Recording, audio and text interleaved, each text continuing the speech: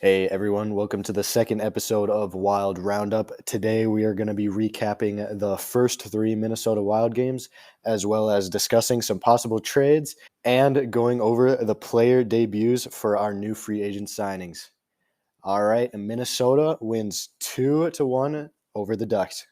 Yeah, that was a game where it shouldn't have really been a blowout, but it was a goaltending duel. Talbot played amazing, Stolars played great. The Wild's offense wasn't quite there, but they got the job done. Overall, solid. It was great to see Talbot play as well as he did. Zuccarello getting an assist on Fiala's first goal of the season in his first game of the season, which is great. Foligno getting that game winner with 7 seconds left is just awesome. Towards the end of the third, the boys picked it up. They were buzzing, and overall they looked very skilled. They looked good, and it was an impressive performance for a team that really needed that boost. Great way to start the year. Again, it could have been better, especially since the Ducks didn't have Gibson, but I give Stolars a lot of credit. He did really, really good that game. Yeah, this game was definitely the tale of two goalies here. Talbot with a 966. Stolars was just as fantastic. The forwards were honestly not too impressive this game. Kaprizov was kind of quiet, and Kevin Fiala is able to hammer out that goal, and then Foligno makes it a 2-1 game with 7 seconds left. Yeah, I mean it's the first game of the season. They're just coming out of training camp. They're trying to get their feet underneath them. So it doesn't surprise me that nothing was quite there. And overall, you just need to improve off of it. You need to learn how to play better. And it was decent to start the year off. So all that matters is we got the win. That's all I care about, and we got the 2 points out of it. It's the best thing we could have asked for. And the second game of the season, Minnesota 3-2 over the Kings.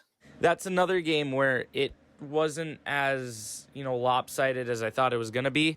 Of course, LA is a better team than Anaheim right now, but it's still Minnesota's a much better team than the Kings. The Kings, they're an old team still, sort of, with Kopitar, Doughty.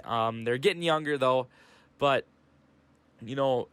overall offense was a little bit better this game. It improved a lot, and just showing how good players could be. Gaudreau getting his first goal, Hartman getting a goal. It showed a lot of depth and how good we can be, and just overall a decent game, solid game. So you couldn't have asked for any better from these guys. So it's good to see that get out there, and good to see those players play the way they did. Yeah, Freddie finally getting on the scoreboard there. He was fantastic all season. He was fantastic in the Wild's win over the Jets there. But yeah, he finally getting on the scoreboard there. That's huge, and I think we'll see a lot more from him. Agreed. The Wild definitely did their due diligence by putting him on a line with Fiala, a line mate that he's familiar with, and a guy that, they can connect together and, light it up. So, I mean, I wasn't, I didn't really know who Gaudreau was before we signed him, but he's making a name for himself, and he's looked very impressive out there. It looks like he wants to be out there, and he wants to prove to everyone that he deserves to be on this team. So it's great to see out of him. It really is. I love it. Yeah, I mean the forwards were also kind of quiet that game, and just playing that old school Minnesota hockey where it's low scoring and just some great defense. And good thing the Wild were able to hammer out the win there. It's not about how you win it; it's about getting those 2 points. Exactly. That's all that really matters in the situation is we got the win. Couldn't have asked for anything more than a win. So we got 2 points, proved the 2-0 then. Great. That's all that matters. And Minnesota 6-5 over the Jets. Just wow, what a game. Probably the most entertaining game that I've ever personally watched as a Minnesota Wild fan. Just a fantastic game. Not the best hockey, but it was just entertaining all around. Oh, agreed. I mean, that was a game where the Wild showed how they can come back just like last year. The resiliency of this team. Eric Sinek getting the game, I believe the second goal of the game tying goal, and the game winning goal for a hat trick. Zuccarello getting 2 goals, 2 assists. He's been absolutely amazing this year. Kaprizov with 3 assists. Alex Goligoski with 2 assists. Talbot and Hellebuck were 2 different stories. 8.33 save percentage for Talbot, 8.64 for Hellebuck. But I mean, it's just they battled back. Kyle Connor was offsides on their empty net goal, and that gave the Wild life. The fans were electric in the XL Energy Center, and it was just overall a fantastic game for this team to win, and to improve to 3-0. That's huge for this team. So it's another home opener won, another amazing performance by the offense. If they can tighten up more on defense and goaltending, I think this team is that. This is a legit team. This is huge. Yeah, that first line really did break through. Kaprizov, just wow. First time that full stadium, full of Wild fans was able to see Kaprizov, and he was just fantastic. You could see from his very first shift, he did a simple move on the defender, and the whole X just kind of went crazy. And that's the type of energy that Kaprizov feeds off. That's the type of energy that whole line feeds off. And yeah, Ek 3 goals, Zuccarello, pair of goals and assists each, and Kaprizov with 3 assists, and surprisingly, Goligoski with 2 assists there. Yeah, it's good to see Goligoski pitching in offensively. He's been known for his offensive game. Not saying that he's bad defensively, but it's good to see him step up and add on to these points, and it's going to be huge, especially to have a defenseman who's going to put up the points like that. All right, that about wraps up our game recap. Now on to the discussion portion. How about the possibility of a Vitaly Kravtsov or Dylan Strome trade? It's interesting. I mean, Dylan Strome, I'm going to automatically scratch out. Though I do think he still has the upside of a 50, 60-point player if he gets the right line mates and right minutes. I think that it's just with our cap situation, it can't happen. We can't bring him in. Kravtsov, though, on the other hand, though he is a winger, this is a prospect that's shown signs of excellence in the past. Killed it with the KHL last year and comes over to the Rangers, and he showed that he could be a legit NHLer. Doesn't want to play in the AHL, wants to test his skills out somewhere else, though I don't think we're going to make a move on him just due to how good our wingers are. We have prospects like Boldy, Beckman, Pavel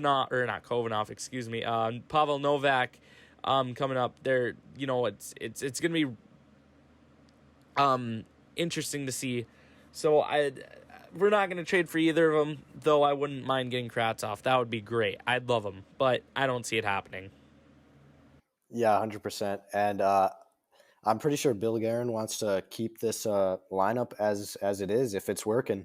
We haven't seen any lineup changes throughout the first 3 games at all, and for good reason. The Wild are taking 2 points from each of those games. Exactly. It's not really about how you do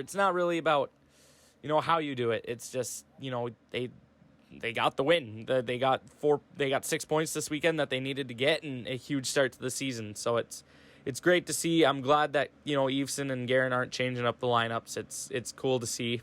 So hopefully this team can continue to build and, gain some chemistry together, and this could be a really fun season to watch. Yeah, definitely. And it also that needs to be looked at is the cap situation. How are we gonna be able to afford all these guys? I know Matt Dumba and Jordan Greenway's names have come up in potential trade deadline moves to free up some cap, even more likely at the end of the season when we do need that cap to perhaps re-sign some of our restricted free agents or sign some new free agents there. We just can't let any of this cap go to waste. Exactly. It's like Guerin said in the past, we're going to be cap strapped to the point where we're going to have to build this team off of drafting and developing prospects in the AHL. We're not going to be able to be spending money in free agency because how badly we'll be in depth. We're not going to be able, or cap debt. We're not going to be able to make any trades.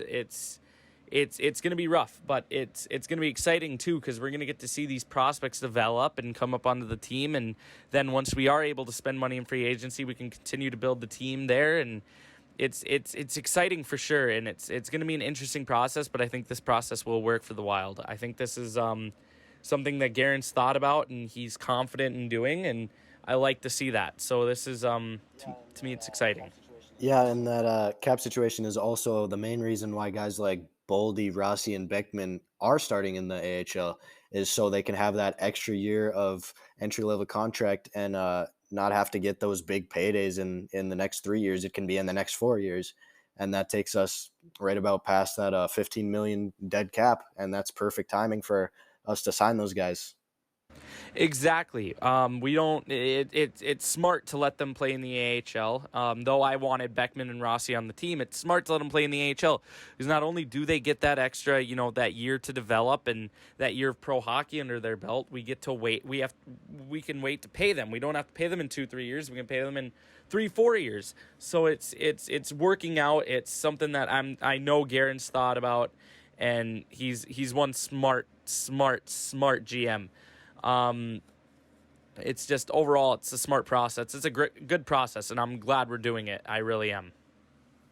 Yeah, and you mentioned Rossi. That's a guy who really needs those AHL games. He's got to get his feet back under him. I know he's doing fantastic, and he could have been a guy who plays in the NHL, but it doesn't hurt to give him those few extra games in the AHL to develop his skills. And he already scored a goal in one of his games, and that's fantastic to see.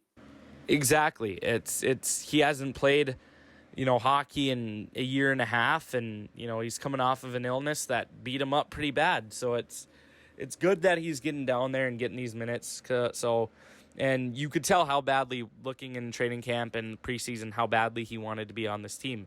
So I'm hoping that with him going down to the AHL, this lights a fire under his ass, and he absolutely obliterates the AHL, comes up to the NHL, and continues to take out that anger and builds that momentum, and it's going to be good for him. I'm glad we decided to send him down. And you're 100% correct about him needing to get his feet back under him. It's a smart decision and a good one. All right, getting into the debut of Brandon Duhaime. Very surprising. He was fantastic. He's been fantastic all season. He's been, in my eyes, one of the best players on the ice, period, for the Wild. Yeah, Duhaime's making me eat my words about him, about Beckman deserving the spot more.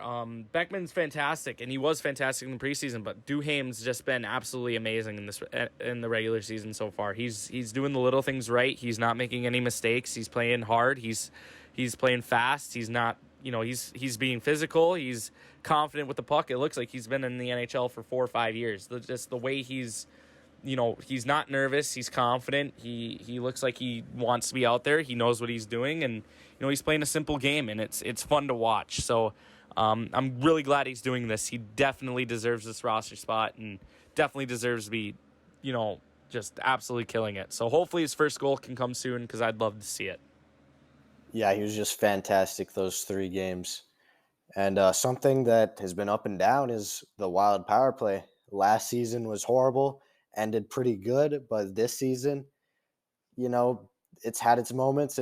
There's been a couple goals. I think they're sitting at around 40% right now. Not the biggest sample size, but I've liked what I've seen out of it so far, and it's very exciting to see guys like Kaprizov and even Marcus Foligno on one of those power play units there. That's just exciting, and it shows that Dean Evanson is really looking at those guys and seeing what kind of impact they can have, and seeing who the best guy is to get a goal right now. And you just love to see that from Evason, and I bet Garen had some input in that as well. Agreed. You can tell after last season and how bad our power play was. You can tell Garen and Evason have looked in and are doing their absolute best to fix this power play, and it's worked so far. Again, you said it's a small sample size, but at that, I mean, you look and they're a lot more quicker. They look like they know what they're doing. Kaprizov's, obviously he deserves to be on that power play, but Foligno's a very underrated choice. He's a guy that people will not want to go into the corners with. He's a guy that'll win battles, keep the play alive, and force stuff to the net, and he'll be a difference maker on that power play. So it's been fun to watch, and I'm glad that the Wild are doing their due diligence on it and looking into it more and fixing it. That's what we needed to do, and they're doing it. So they're doing it right, and I'm really glad, and it's really cool to see that as well. Yeah, and getting in here to the player debuts, Dmitry Kulikov, one player who actually surprised me, and for a very good reason, of course. He has just been very good. Obviously, you haven't heard his name that much, and that is the best reason, is because he's been solid defensively. He's not making mistakes, and he's chipping in offensively as well. Exactly. Kulikov's a guy who he was solid on Winnipeg, solid on Florida, and he's just a guy who won't make mistakes. He won't let, and if he does, he won't let them, bring him down. He'll shake it off and he'll continue to fix it. He's done a lot of little things right. He's played a very two-way game, and he's done a great job at it. So it's surprising, but at the same time, I knew this was going to happen with him. It's great to see him chipping in offensively, and if he keeps playing the way he does, I think he'll have another spot here for the next 2-3 years. This has been great to see, and I'm really glad he's doing this too, because this is an awesome thing to see out of, especially a guy like Kulikov. Those under the radar guys deserve to be doing this stuff. Yeah, and another guy with the same mindset there is Freddie Gaudreau. We talked about him earlier, but he's just been fantastic for this team, and he's a guy that will have an under the radar kind of impact for the Wild, and a very positive impact at that. This is a guy who, coming into this season, had only had 5 NHL goals in a little over 100 NHL games, but you can tell by looking at this guy that he wants to be here. He wants to win. He wants to help out the team, and he's found a perfect line mate in Kevin Fiala to feed him those points there. Exactly, and I'm glad the Wild are, doing this much research, that they saw Fiala and Gaudreau play together in Milwaukee, and they're playing them together, and that's one thing that I think with those two, they can build chemistry and be a pretty good duo for this season.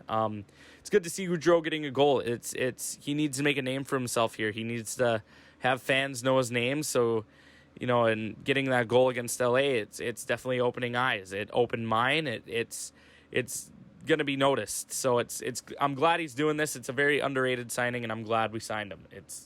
He's been great. Nonetheless, he's been great. Yeah, and another under the radar kind of guy is John Merrill there. You haven't heard his name a lot, I bet, but he has in fact played all 3 games, and he's been very good and very solid on that. He's on a line with Dmitry Kulikov, and I wouldn't be surprised if you walked up to the average Wild fan and mentioned Kulikov and Merrill, and they would have no idea who you're talking about, just because they've been so solid and have made absolutely zero or little to no mistakes on that back end there. Exactly. Merrill's a guy who, he played very well with Vegas. He played well with New Jersey. He played great with Montreal last year in the Cup Finals and the playoffs in general. He's a guy who won't make mistakes, and if he makes one or two, he'll shake them off. He's a guy who's not afraid to hit, to get in fights. He plays chippy. He plays hard, and he plays a great game. So I'm happy to see this out of him. And again, it's good that we're not hearing guys like him and Kulikov's name, because it means they're not making mistakes. They're not doing anything wrong. They're playing a good game. So it's cool to see. It's fun to see, and it's great to see Merrill out there doing this stuff. It really is. Yeah, and Goligoski there, also having a very good debut. Also a guy that hasn't made any mistakes. He's paired up with Spurgeon there, and he's been able to chip in offensively as well. He picked up 2 assists in that thriller 6-5 over the Jets there, and he's just been a great player so far. Exactly. Goligoski's a guy he's from Minnesota, from Minneapolis, and I'm sure he's loving this crowd. He's feeding off this energy. He loves to wear. I'm sure he's proud to wear the Wild logo on his chest, and it's something you look at, and you're glad to see a guy like him doing this. He's old, but he's still got a lot left in the tank, and he's proven that this year. So it's good. All right, moving into our prospect outlook here. First, some pretty big news actually from Michael Russo on October 18th here. The Minnesota Wild have informed Ivan Ladny's agent that the prospect is suspended from the team for not reporting to the ECHL. Ladny, who returned home to California after not making the AHL Wild, is still deciding whether or not he'll report. As of now, he will be unpaid. That sucks to see. Ladonia is a guy who could have been a pretty good prospect for this team, a potential maybe top 6 player, otherwise a top 9 guy, but it sucks. I'm hoping he gets his head on straight. I'm hoping he decides to report to camp and starts to outwork everyone report to the Heartlanders, and then outworks everyone and earns a spot in the AHL and works his way to the NHL. That's all you can really do, and it sucks to see him give up like this. He needs to figure it out quickly. He needs to figure it out. And on the flip side here, A name that Wild fans probably have not heard in a while, Philip Johansson is on a hot streak right now. He has 4 points in his last 2 games, and he has 6 points in 10 games played as a defenseman there. He maybe this is the start to his breakout. Maybe we see him coming over to the AHL in a year or so, and maybe he makes a run for this team. Yeah, I'm glad to see that. Johansson was a guy drafted in either 2017 or 2018, 17th overall in the first round, and he's looked at as a Jonas Brodin type, a two-way defender who can, skate the puck well, manage the puck well, have a good defensive game, and potentially chip in offensively. And I think Johansson's one of those late bloomers, a guy who's good, but he's gonna take a while to develop, and hopefully this is the start of finally him breaking out to where he can make the roster and when he's 23, 24, because I believe he's 21 now, and it's good to see him out there killing it like he is. It's really good to see that, and it seems like every Wild prospect right now is doing very, very, very well. So I'm glad to see Johansson starting to kill it. Yeah, and another guy who's just been exploding here, Caden Bankier. I bet a lot of people weren't expecting this to be the guy that we have our eyes on, but he's played 4 games. He already has 5 goals and 3 assists there on the Kamloops Blazers. Yeah, I'm really glad we drafted Bankier. After, we drafted him in the third round, looking him up, he's a very underrated prospect, and it's good to see him killing it, especially because we have another guy, Josh PR, down there who's his teammate. So hopefully those two can build some chemistry, and 2 to 3 years time they'll be on the AHL squad ripping it up together and pushing for a spot on the NHL. I'm glad to see Bankier doing this. He's a very underrated prospect, and Wild fans, you need to do your research on this kid. This guy's a diamond in the rough, in my opinion. So it's good to see him doing this. Yeah, and it just seems like every Wild prospect is killing it down there. Carson Lambos is tied for fourth in assists in the WHL with 7 there. And across the pond there in the SHL, Jesper Wallstedt is second in wins and fifth in goals against average, sixth in save percentage. That is fantastic for an 18-year-old there. It is. Lambos, from what I've heard from Winnipeg Ice fans, they've said when he's fully healthy, he's an elite defenseman and can be easily a top 2 pairing guy. He's a guy who has a strong two-way game, both offensively and defensively, and it's good to see him killing it, especially after the year he had last year. Again, with Jesper Wallstedt, for him to be doing this as a 17, 18-year-old kid in one of Europe's best professional leagues is just absolutely insane. And this is why Jesper is the best goalie prospect in the NHL. Not Yaroslav Askarov, not Sebastian Kosa. It is Jesper Wallstedt, and it's amazing to see him doing this. He is absolutely ripping it up, and it's fun to see because I've watched a couple of his games. The dude is amazing already at his age. Amazing. Yeah, in that Winnipeg Ice there with Carson Lambos, he picked up 1 goal and 1 assist in a 10-2 win over Moose Jaw. And as we know, Damon Hunt on Moose Jaw there, he had a tough night in that game. He had 17 penalty minutes there. Yeah, it's tough, but everyone's gonna have a bad game, and all Hunt's got to do is just shake it off and look towards next game, and look at what he can fix from the negatives to the positives. He's got to build off that game. It's a rough game, but everyone has them, so hopefully Damon Hunt can show his show how he can recover and prove to himself and prove people wrong, and show up again. And wrapping up here for the prospect report, Ryan O'Rourke picking up 3 assists in a 4-3 comeback OT win for Sault Ste. Marie. And he also had 6 shots on goal and 2 penalty minutes. And now he has 4 points in 4 games played. O'Rourke's a very underrated defenseman. Second-round draft pick. He's an amazing defensive defenseman and an amazing leader. It's not surprising to me that he's doing this, and I'm glad to see him pitching in on that offensive game. So it's great to see O'Rourke doing this, and I'm really excited for what he can do in the future. So it's been really fun watching him play. I've watched him play once in person, and he's just smart. He's a smart defenseman. Yeah, and all of our information there for the prospects is brought to you by at MNW Prospects on Twitter. Please go follow him. He is making our job so much easier by providing this information for the prospects. It's just a fantastic account he posts every day. Just thank you for tweeting these, and it really helps us out a lot. All right, wrapping up here, we have our follower questions on Instagram. First question is coming from Blake Rolfer. Will Kaprizov be in the Hall of Fame eventually? That's too early to tell. We've only seen him 55 games last season, 3 this season, and though he's been phenomenal up until this point, it's way too early to tell if he's going to be in. My prediction, yes, but it's again, I'm probably that there's a very strong possibility he might not be either. Yeah, there's just too many factors that come into play there, and like Chase said, it's way too early to tell, and we probably will never tell until it gets close to that time. But for now on, we just gotta live in the present. Kaprizov has to live in the present, just play game by game, get those points, get those goals and assists, and maybe someday he can make it there. Second question here, coming from bslet99. When will Rossi, Beckman, etc. be called up to the big club? I think Beckman and Rossi will be more next season. They might come up for a game or two if someone's injured. Definitely Rossi, with how bad our center depth is. I think Rossi's a guy who'll come up for injuries, or if he's absolutely riding an extreme hot streak, the Wild might call him up and give him a chance. But I think they'll be a full time next season. Yeah, and we touched on that the first episode there. Rossi, Beckman, Boldy, obviously staying in the AHL for those ELCs to not burn a year. But yeah, I think we will 100%, and I do mean 100%, see one of those guys, Rossi, Beckman, or Boldy, in the NHL next year having a permanent, semi-permanent role there.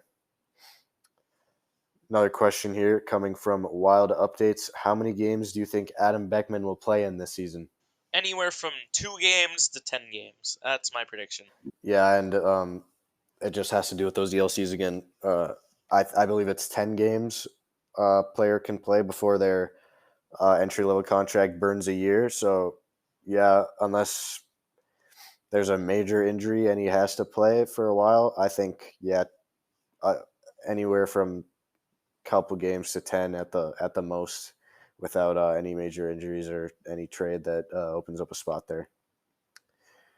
Final question here from Wyatt Wells at 99. Who do you think the Wild should still trade for at center? Right now, no one. It's to the point where we're just gonna have to hope and pray we can get through this season with the way it is, and then next season Marco Rossi comes in. Um, but Joel Eriksson next proving he can be a number one center.